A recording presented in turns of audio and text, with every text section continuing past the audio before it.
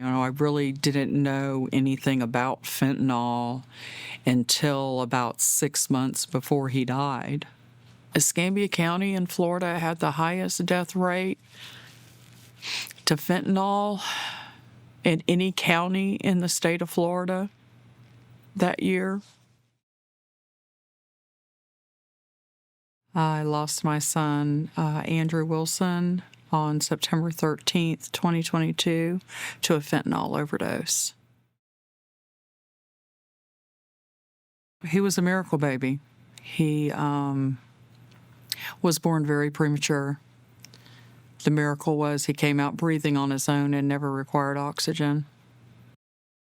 The doctors, when I went into the hospital, weren't even sure if I would carry him long enough for him to survive. Andrew loved to eat green beans straight out of a can. That was his favorite snack. He was almost 3 years behind his oldest brother, but thought he could do every single thing his brother could do. He was in the emergency room more often than any of my other two boys put together.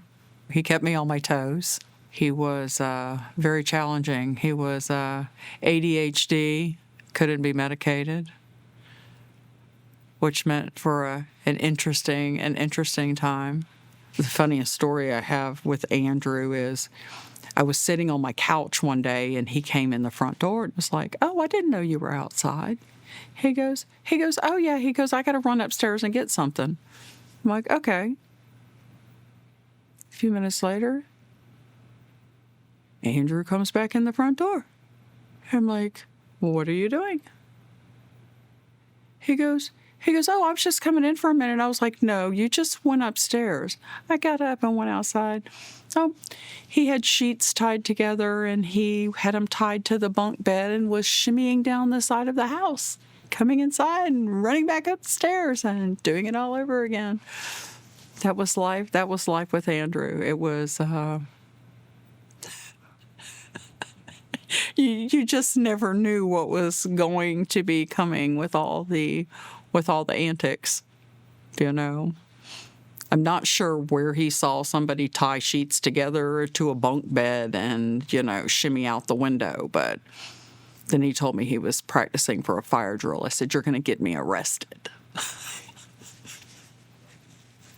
He quit school with ADHD, trying to be structured was just difficult for him. He did go take his GED exam, passed with a high enough score that they gave him a high school diploma. So it wasn't because he wasn't smart enough to do the work at school. The ADHD just inhibited his learning, his education. So we just did what was best for him and let him get that degree. He tried his hands after that. He tried his hands at many different things. He liked music and writing the most. I have many writings of his that I still need to get into the right hands. So he's got some friends that make music. So I told him I'd get them the notebooks. But there are lots of notebooks. He wrote stuff and he tried to get put beats and rhythm to the music. He had a keyboard and a guitar. So he tried to. I don't know where any of the recordings are, though I know that he had them. So I have these little SIM cards, and I'm hoping that some of the recordings are on there. So that I can hear his voice again. But I have a baggie of SIM cards. So I'm hoping that that's gonna bring him to life. But like I said, he's got friends that have music, that have, they've released stuff out there online. So I'm hoping that to get all of that stuff into their hands and I've got them all put up. It was when I cleaned his room because he was living at home with me. When I cleaned his room, it's like I found a few over here and a few over there, and I've got them all in a baggie. I haven't. My one card reader that I had that hooks to my computer, it wouldn't read them properly, so I had to order another card reader. So, everything, I guess everything that's worth having takes time. So it's just taken me time it took me 6 months to clean his room. So if it takes me a little more time to get those cards to see what else I can find.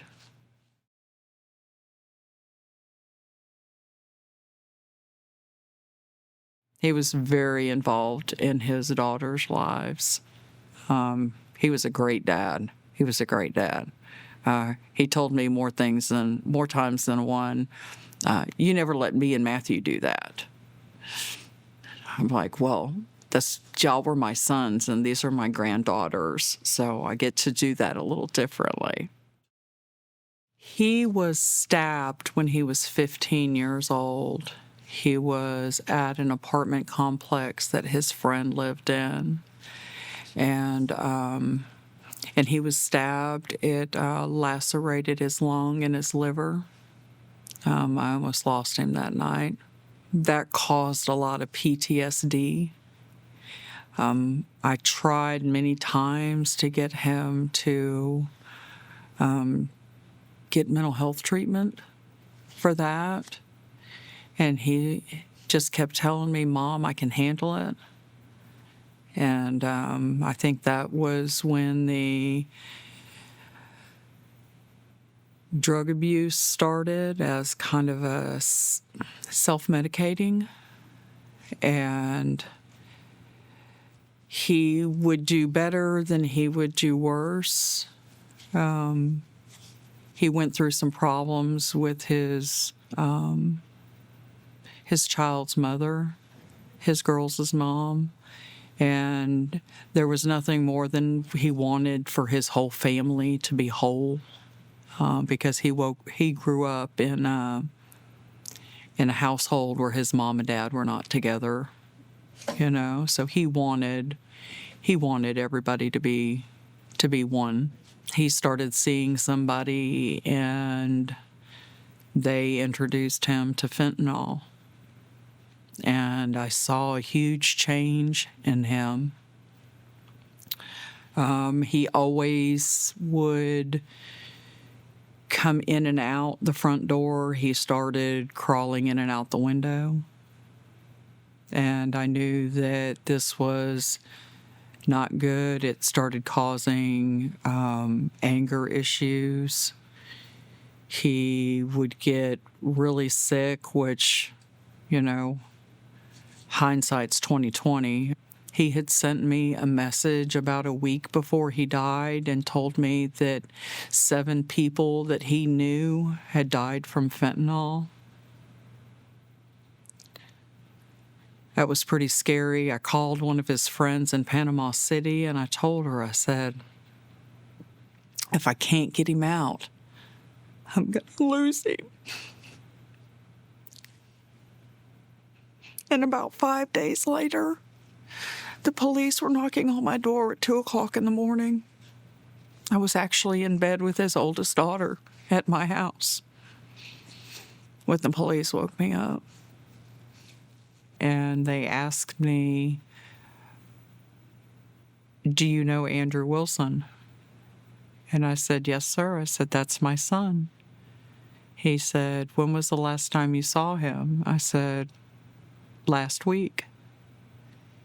And he said, can we come in and talk to you? I was like, no. I said, is Andrew okay?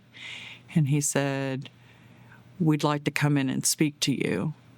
And when he came inside, he told me that my son had passed away and that it was suspected that he had passed away from a fentanyl overdose.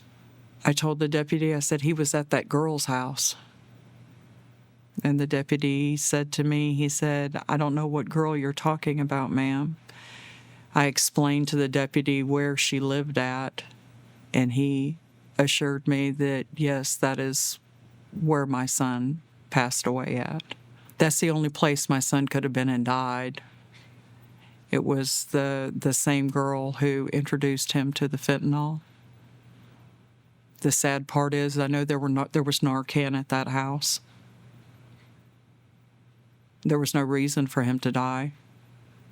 Fentanyl was is listed as a cause of death. He had a couple other things in his system. One of them was something called Delta 8, which is pretty much a like over-the-counter type of marijuana. There was a small amount of cocaine, a small amount of amphetamines in his system, so I'm really not sure how all that came into play. I haven't tried to be a detective on the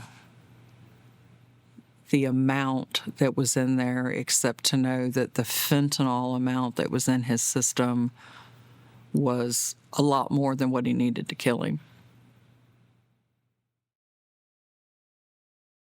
Because I knew where my son had died at, there had been somebody else that was related to this young lady who had passed away in that house about 9 months before my son.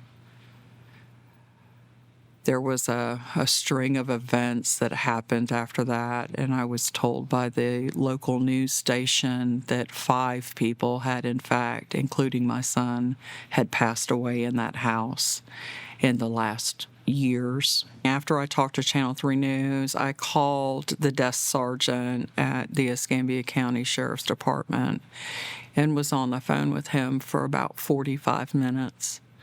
As of today, nothing's happened. I do believe that there is an investigation. I believe that they are waiting for the right time.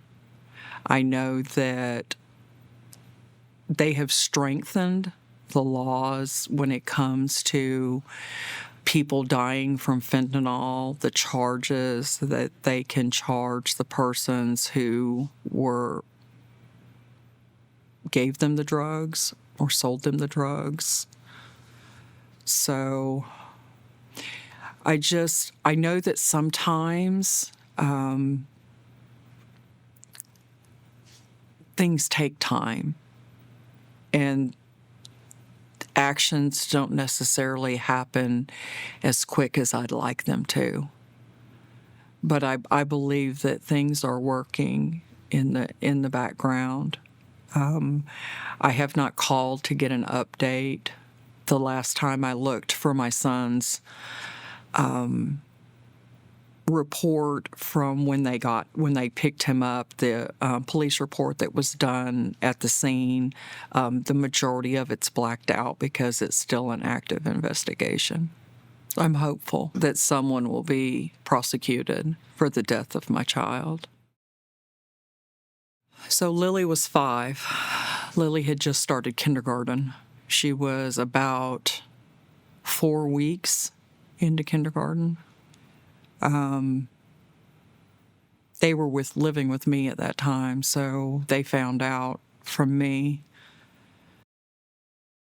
Lily was devastated. Novalee was only 3 at the time. She really didn't understand. Lily had a hard time. She was afraid I was going to die then, because if her dad died, well, certainly her grandma could die because her grandma's old compared to Daddy. She did a lot of. I got them into a group therapy and then individual therapy. Now I can leave the house without her just trying to to latch on to me. Was very, very traumatic. 5 years old, starting kindergarten, think this is the best things that are going on. And, she was asking me about her dad yesterday. She said, "Why didn't we have a funeral for Daddy?" I said, "Well, Grandma had him cremated." I said, "So we had a memorial service." And so trying to explain to her, she's now 8.